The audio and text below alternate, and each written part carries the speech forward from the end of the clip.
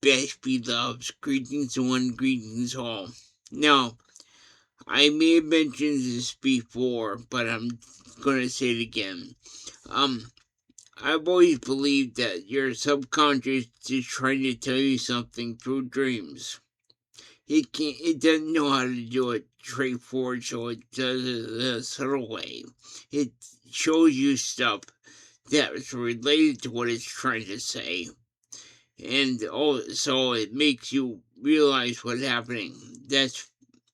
I'm a firm believer that that's how sages and oracles used to operate when back in the day they had a better grasp of reality of their dreams. Anyway, the reason, okay, back to me. Oh God, that sounds so much like I'm important. Anyway, the reason I didn't think I was in a coma was because there were some periods in the coma where I'd fall asleep and have dreams, and I would have instances of mundane activities that were slowly really coming to view. Anyway, this is one of them, and it's not about me having a stroke or something. It was something different. So, anyway, when I had a dream on 80s figures that don't exist as far as I know. And it was based on the 80s cartoon of the WWF Wrestling Superstars.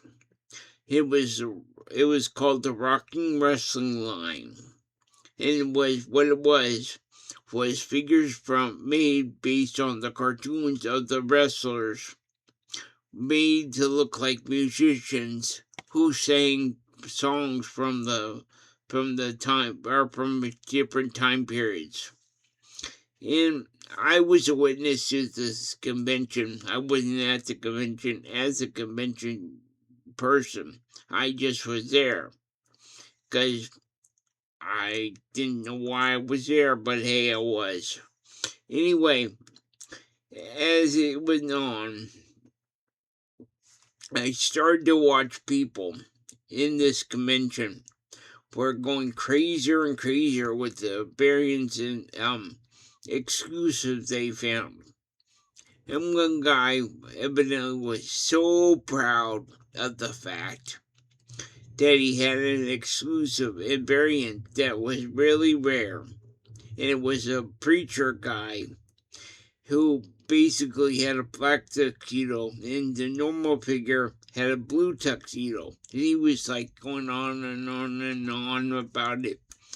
And meanwhile, I'm thinking, my God, these people, why are they going so crazy over this stuff? Why are they almost obsessed with what they're doing? And then I realized in my dream, my subconscious told me that was me. Because, I mean, you probably are seeing in the background right now a bunch of Transformer figures. I've always collected them. And before I woke up, I had my shelves packed with them. I had thousands of them. And, I realized when I had the dream, there's one of the two dreams I had or one of the two things that really convinced me.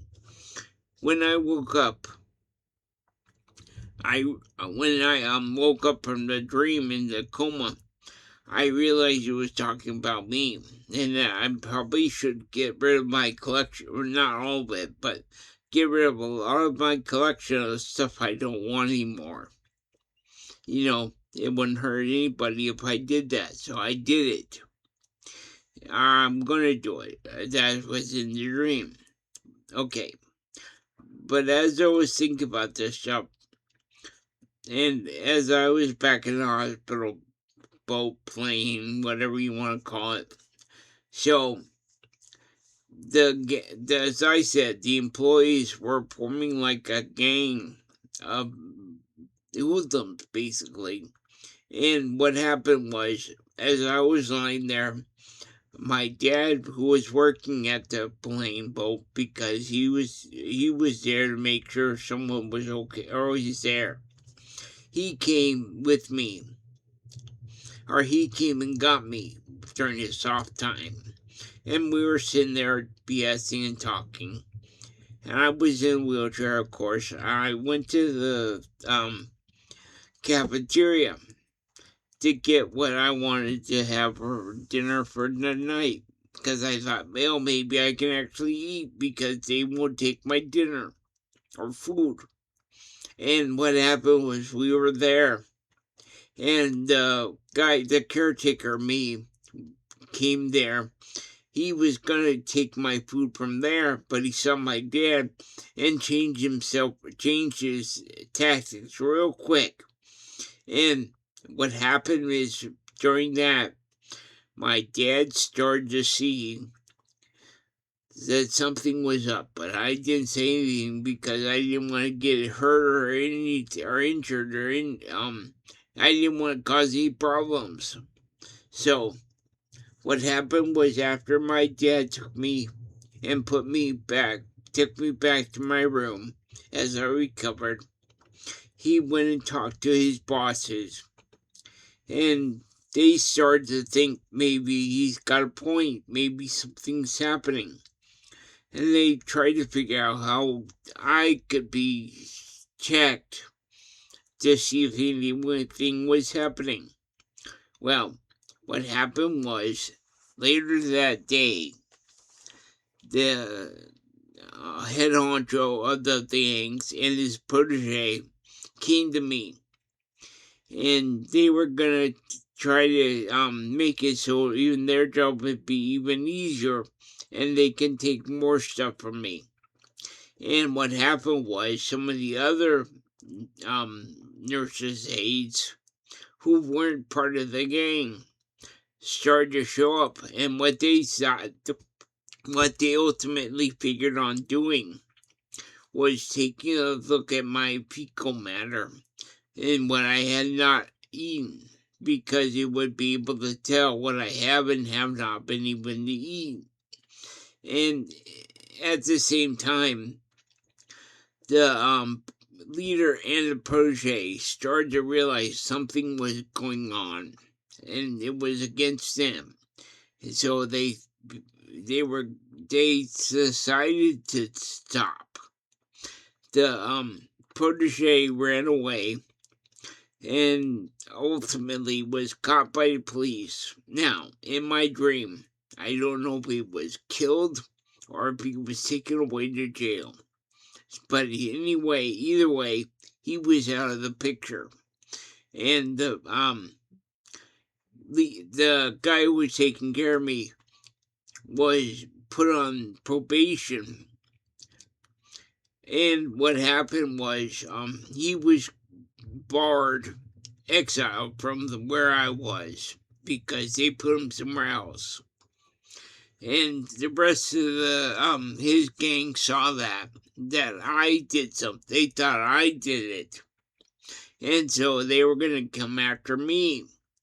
Well, I obviously didn't have any say in what happened. The head honcho of the boat hospital plane came to me and said, "Hey, we don't want to cause any problems with the help, so we're going to take care of you for the rest of this with no charge. And we're not going to do anything else because we don't want to cause any waves be happening." So I said, okay, that was weird, but hey, what could I do? Anyway, so in the process, I was started to taken care of by people who were not part of the gangs.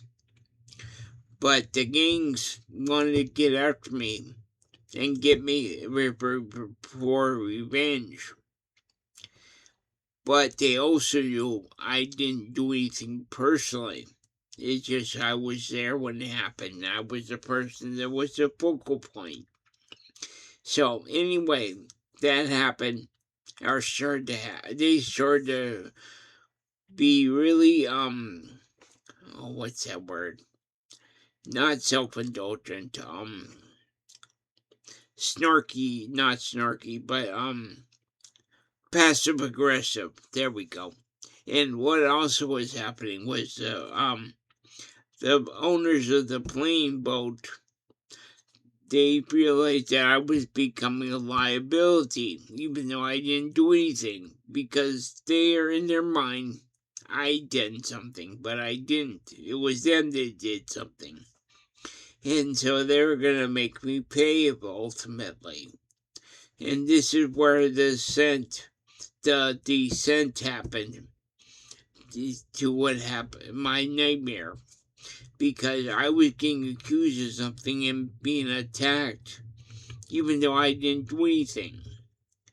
So, anyway, I'm going to stop for now because I'm having trouble talking. Okay, honestly, I've been having a lot of issues with this lately, but I'm going to continue.